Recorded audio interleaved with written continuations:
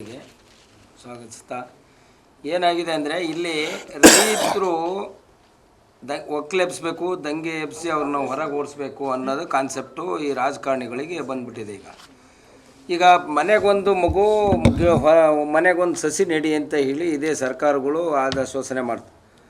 ಇದೇ ಮನೆಗೊಂದು ಮಗು ಮತ್ತು ಸಸಿ ಒಂದು ನೆಡಿ ಅಂತ ಹೇಳಿ ಆಶ್ವಾಸನೆಗಳನ್ನು ಇವ್ರು ಮಾಡಿ ಗಿಡ ಹಚ್ಚೋದು, ವನ್ಯಜೀವಿಗಳನ್ನ ಬೆಳೆಸೋದು, ವನ್ಯ ಮರಗಳನ್ನು ಬೆಳೆಸ್ತಕ್ಕಂಥದ್ದು ಮಾಡ್ತಾ ಇರ್ತಾರೆ. ಈಗ ನಾವು ಏನು ಮಾಡಿದ್ದೀವಿ, ಒಂದು ಗಿಡ ನೆಡೋತಕ್ಕೆ ಸಾವಿರಾರು ಗಿಡಗಳನ್ನು ನೆಟ್ಟಿದ್ದೀವಿ. ಆ ಸಾವಿರಾರು ಗಿಡಗಳನ್ನು ಕಿತ್ತು ಅದರಲ್ಲಿ ಈ ವಿದ್ಯುತ್ ಮಾರ್ಗ ನೀಲಿ ನಕ್ಷೆ ಅಂತ ಮಾಡಿದ್ದಾರೆ. ಅವೈಜ್ಞಾನಿಕವಾದ ನೀಲಿ ನಕ್ಷೆಗಳನ್ನು ಮಾಡಿ ಅದರಲ್ಲಿ ಈಗ ಆ ರೀಸನ್ ಕೊಟ್ಬಿಟ್ಟು ಇದು ನಾವು ಸಾರ್ವಜನಿಕರಿಗೆ ಅನುಕೂಲ ಮಾಡಬೇಕು, ಇನ್ನು ಉಳಿದ ರೈತರಿಗೆ ಅನುಕೂಲ ಮಾಡಬೇಕಂತ ಅಂದರೆ ಇಲ್ಲೇ ಇರ್ತಕ್ಕಂಥ ರೈತರನ್ನು ಮಣ್ಣು ಮಾಡಿ ಮುಂದಿನ ರೈತರನ್ನು ಬೆಳೆಸಬೇಕು ಅಂತ ನಾವು ಮಾಡೋಕ್ಕೆ ಬೇಡ ಅಂದಿಲ್ಲ ಸರ್. ಪರ್ಯಾಯ ಮಾರ್ಗಗಳಿದ್ದಾವೆ, ಆ ಮಾರ್ಗದಲ್ಲಿ ತಗೊಂಡೋಗಿ ಎಲ್ಲ ರೈತರನ್ನು ಸಂರಕ್ಷಣೆ ಮಾಡಿ ಅಂತ ನಾವು ಕೇಳ್ತಾ ಇರೋದು. ಈ ರೈತರು ಹಾಳಾಗಬಾರ್ದು, ಆ ರೈತರು ಹಾಳಾಗಬಾರ್ದು, ಮುಂದಿನ ಪೀಳಿಗೆಗೆ ಇದು ಒಳ್ಳೆಯದು ಆಗಬೇಕು. ಆ ರೀತಿ ಒಳಗೆ ನಾವು ಪ್ರಶ್ನೆ ಮಾಡ್ತಾ ಇರೋದು ಸರ್ಕಾರದ ಲೆವೆಲ್ಗೆ MLA MP ಗಳಿಗೆ. ಮನವಿಗಳನ್ನು ಕೊಡ್ಲಿಕ್ಕೆ ಹೋದರೆ ಒಬ್ಬ MLA ಮನವಿ ಕೊಡಕ್ಕೆ ಹೋದರೆ ಅವ್ರನ್ನ ಅಷ್ಟು ಮೊದಲು ಏನಾಗ್ತದೆ, ಚುನಾವಣೆಗೆ ಬಂದಾಗ ಹೆಗಲ್ಮ ಕೈ ಹಾಕೊಂಡು ಅಡ್ಡಾಡ್ತಾರೆ. MLA MP ಬರ್ತಾರೆ, ಮನೆ ಬಾಗ್ಲಿಗೆ ಬರ್ತಾರೆ. ಅದೇ ಒಬ್ಬ MLAಗಳು ಒಂದು ಫಂಕ್ಷನ್ ಮಾಡ್ತಾ ಇದ್ದಾರೆ ಅಂತ ನಾವು ಅಲ್ಲಿಗೆ ಹೋಗಬೇಕು ಅಂದರೆ ಒಂದು ಮನವಿ ಸಲ್ಲಿಸಲಿಕ್ಕೆ ಅವ್ರು 100 ಜನ ಬಾಡಿ ಗಾರ್ಡ್ ದಾಟ್ಕೊಂಡು ಹೋಗಬೇಕು, ನಮ್ಮನ್ನ ಅಲ್ಲಿಗೆ ಬಿಡೋದೇ ಇಲ್ಲ. ಒಬ್ಬ ಸಾಮಾನ್ಯ MLA ಮಾತಾಡ್ಸೋಕ್ಕಾಗದೇ ಇರೋಂಥ ಪರಿಸ್ಥಿತಿ ಒಳಗೆ ನಾವು ಸಾಮಾನ್ಯ ಜನಗಳು ಬಂದಿದ್ದೀವಿ. ಇಂಥ ವ್ಯವಸ್ಥೆ ಒಳಗೆ ಆದರೂ ನಾವು ಮುನ್ನುಗ್ಗಿ ಒಂದು ಮನವಿ ಕೊಟ್ಟು ಹೋದರೆ ಅವರ PAಗಳು ಯಾರಪ್ಪ ಅವ್ರ ಕಡೆಗೆ ಒಂದು ಅರ್ಜಿ ಕೊಡ್ತಾರೆ, ಅದು ನಾವು ಕೊಟ್ಟಿದ್ದು MLA ಅವ್ರ ಕಡೆಗೆ ಕೊಟ್ಟು ಹೋಗ್ತಾರೆ. ಅವ್ರು ಅದು ತೊಗೊಂಡು ಜೇಬಲ್ ಕಿಸೆಯಲ್ಲಿ ಇಟ್ಕೊತಾರೆ. ಏನಪ್ಪ ಇದು, ಒಬ್ಬ MLAಗೆ ಮನವಿ ಕೊಟ್ಟರೆ ನೀ ತೊಗೊಂಡು ಕಿಸೆಯಲ್ಲಿ ಇಟ್ಕೊತೀಯಲ್ಲ, ಇದನ್ನು ಏನು ಕತೆ ಅಂತ ಕೇಳಿದರೆ ನಿಂದು ಕೊಡೋದು ಅಷ್ಟೇ ಕೆಲಸ, ಅದು ಏನು ಮಾಡ್ತೀವಿ ನಮಗೆ ಬಿಟ್ಟಿದ್ದು ನಿನಗೆ ಯಾಕೆ ಅಂತ ಕೇಳಿದ. ಆ ಟೈಮಲ್ಲಿ ಏನಾದರೂ ನಾವು ವಾಗ್ವಾದ PA ಕೇಳಿದ. ಈ ವಾಗ್ವಾದ ಮಾಡಿದರೆ ಇವರು ವಿರೋಧ ಪಕ್ಷದವರು, ಇವರು ಆದ್ರವರು ಇದ್ರವರು ಅಂತ ನಮ್ಮ ಹತ್ರ ಮತ್ತೆ ದ್ವಂದ್ವ ಜಗಳಕ್ಕೆ ಬರ್ತವೆ, ಕೇಸು ಸೆಕ್ಷನ್ ಜಾರಿ ಮಾಡ್ತಾರೆ. ಇಂಥ ಪರಿಸ್ಥಿತಿ ಒಳಗೆ ನಾವು ತಾಲೂಕು MLA MP ಕಾಣೋಂಥ ಪ್ರಸಂಗ ಬಂದಿದೆ. ಇದು ಅವ್ರು ಕೊಡ್ತಕ್ಕಂಥ ನಮಗೆ ಗೌರವ. ನಾವು ಈ ಥರ ಆದರೆ ಸಮಾಜದಲ್ಲಿ ಸಣ್ಣ ಪುಟ್ಟ ರೈತರುಗಳು ಹೇಗೆ ಬದುಕಬೇಕು, ನಮ್ಮ ಹಕ್ಕುಗಳನ್ನು ನಾವು ಹೇಗೆ ತೊಗೊಳ್ಬೇಕು? ಹಾಗಾದ್ರೆ ನಮಗೆ ನ್ಯಾಯ ಬೇಡವಾ, ಹಕ್ಕುಗಳು ಬೇಡವಾ? ಈಗ ನಾವು ಪರ್ಯಾಯ ಮಾರ್ಗ ಮಾಡ್ಕೊಂಡು ಹೋಗಿ ಅಂತ ಅಂದರೆ ಇವರು ದೌರ್ಜನ್ಯವಾಗಿ ಒಬ್ಬ DC ಬರಬೇಕು, ನಮ್ಮ ಪರಿಹಾರ ಸಮಸ್ಯೆ ಬಗೆಹರಿಸಿ ಹೋಗಬೇಕು ಅಂತ ಕೂತ್ಕೊಂಡ್ರೆ DCಗೆ ಹೋಗಬೇಡ ಅಂತಾರೆ, DC ಬರಲ್ಲ ಅಂತಾರೆ. ಅಂದರೆ ಹಂಗಾದ್ರೆ ರೈತರಿಗೆ ನ್ಯಾಯ ಕೊಡೋರು ಯಾರು? ಸರ್ಕಾರಿ ಅಧಿಕಾರಿಗಳು ಹೌದಾ? ಈ ಕ್ವಶನ್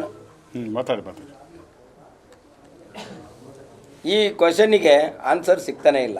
ಆದರೆ ನಾವು ಅಂದು MLAನೂ ಭೇಟಿಯಾಗಿ ಹೋದರು, ಅವರು ಮಧ್ಯ ಈ ಅಡ್ಡಗಾಡಿ ಮೇಲೆ ದೀಪ ಇಟ್ಟ ರೀತಿ ಒಳಗೆ ಮಾತಾಡಿ ಹೋದರು.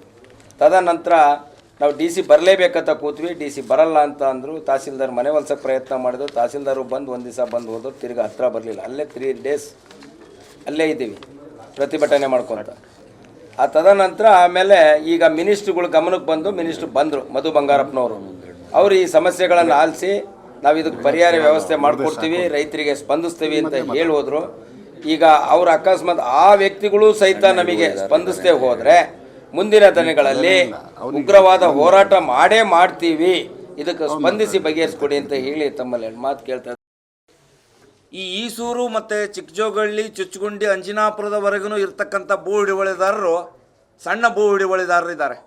ಇಲ್ಲಿ ಯಾರು ಅತಿ ದೊಡ್ಡ ರೈತರು ಏನೂ ಇಲ್ಲ.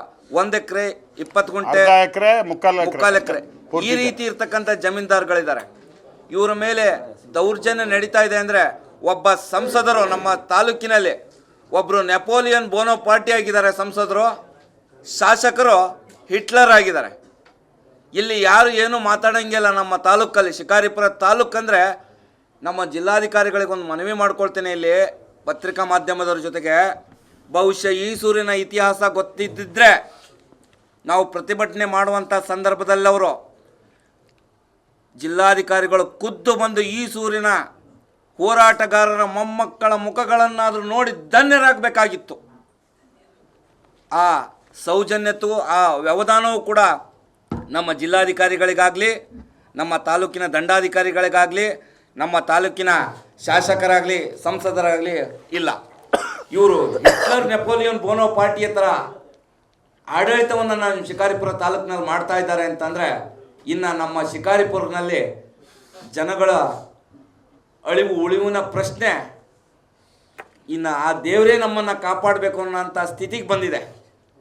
ಹೋರಾಟ ಮಾಡ್ತೀವೇನ್ರಿ ದೇವ್ರಂತ. ಈ ಮುಂದಿನ ದಿನಗಳಲ್ಲಿ ಈ ಅವೈಜ್ಞಾನಿಕ ನೀಲನಕ್ಷೆ ಏನಾದರೂ ಅವರು ಮಾಡದೆ ಹೋದರೆ, ಇದನ್ನು ತಿದ್ದುಪಡಿ ಮಾಡದೆ ಹೋದರೆ ಮುಂದಿನ ದಿನಗಳಲ್ಲಿ ನಾವು ಜೈಲು ಬರೋ ಚಳುವಳಿಯನ್ನಾದ್ರೂ ಮಾಡ್ತೇವೆ.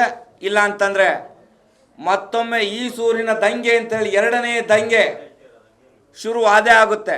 ಶೀಘ್ರವಾಗಿ ಶಾಸಕರು, ಸಂಸದರು ಮತ್ತು ಈ ನಮ್ಮ ಜಿಲ್ಲಾ ಉಸ್ತುವಾರಿ ಸಚಿವರು, ಕರ್ನಾಟಕ ಸರ್ಕಾರ ಬೇಗ ಇದಕ್ಕೆ ಎಚ್ಚೆತ್ತುಕೊಂಡು ಇದರ ಬಗ್ಗೆ ಅವ್ರು ನೋಡಬೇಕು ಅಂತೇಳಿ ಕೇಳ್ಕೊಳ್ತೇನೆ.